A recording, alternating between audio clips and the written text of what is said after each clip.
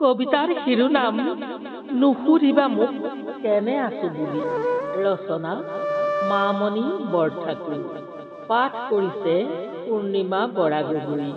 গভীৰ নিশাৰ নিস্তব্ধ পল, অনুভৱৰ সতে একাত্ম মোৰ মন। সৰগীয় সুষমাৰে আপ্লুত শব্দৰ ঝংকাৰ, নীৰৱতাৰ সতে কথা পাতো খুলি মনৰ দুৱাৰ। নুসুধিবা কেনে আছো মই, দ্বিতীয় প্ৰহৰৰ নিশা, ধিমিকি ধিমিকি জ্বলা প্ৰদীপৰ শিখা।